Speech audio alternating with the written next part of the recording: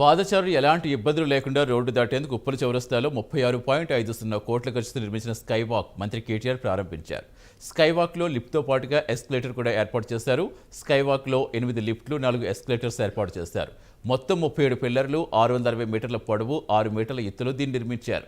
ఈ స్కై వాక్లో 6 చోట్ల exit, entry points ఉన్నాయి.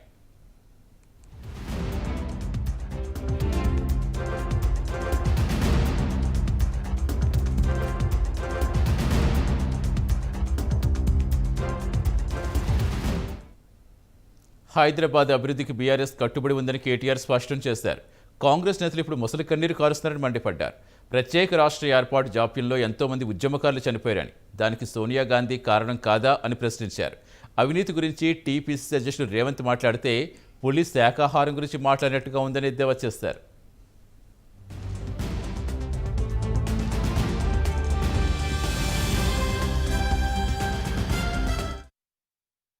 50 ఏళ్ళు ఈ రాజ్యాన్ని వెళ్ళింది ఎవడు? కాంగ్రెస్ వాడు కాదా? ఓట్లు వేయలేదా మీరు ఇదివరకు? కాంగ్రెస్కు 2014 దాకా గుద్దుడే గుద్దుడు 50 ఏళ్ళు వాళ్ళేనా? 50 ఏళ్ళు దేశాన్ని రాష్ట్రాన్ని నడిపినోడు వచ్చి మళ్ళా ఇది ఇట్లెందుకుంది, అది అట్లెందుకుంది అని రాగాలు తీస్తే ఏం చెప్పాలి మరి? ఏడు అన్నవా అన్న? నువ్వు ఉన్నప్పుడు ఏం చేసినావు మరి? గుడ్డి గుర్రాల పనులు దోమినవా, గాడుదులు కాసినవా అంటే బాధ. మళ్ళా అగో నన్ను తిట్టిండు. ఇంకొక ఆయన అంటాడు ఇంకా గమ్మత్, అమరవీరుల స్తూపం గురించి మాట్లాడతారు కాంగ్రెస్ వాళ్ళు. ఇక అమరవీరుల గురించి కాంగ్రెస్ వాళ్ళు మాట్లాడితే నేను అడుగుతున్నా, వాళ్ళని చంపిందే వాళ్ళు, మరి అమరవీరులను చేసిందే వాళ్ళు. ఆ 1300 మంది పిల్లగాళ్ళు చచ్చిపోయాను అనుకుంటున్నాం కదా, వాళ్ళు ఎవరి కోసం చచ్చిండ్రు, ఎవరి వల్ల చచ్చిండ్రు? నీ సోనియా గాంధీ వల్ల చావలేదా? నీ సోనియా గాంధీ కదా తెలంగాణ అయ్యాక సావగొట్టి 14 ఏళ్ళు సతాయిస్తేనే కదా ఆఖరికి తెగించిమో యాదిరెడ్డి, యాదయ్య, శ్రీకాంతాచారి చచ్చిపోయింది, ఒక సువర్ణ చచ్చిపోయింది నీ సోనియా గాంధీ వల్ల కాదా?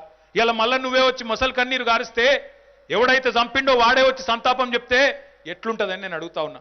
ఇంకా గమ్మత్ అనిపిస్తుంది, అవినీతి గురించి మాట్లాడతాడు రేవంత్ రెడ్డి.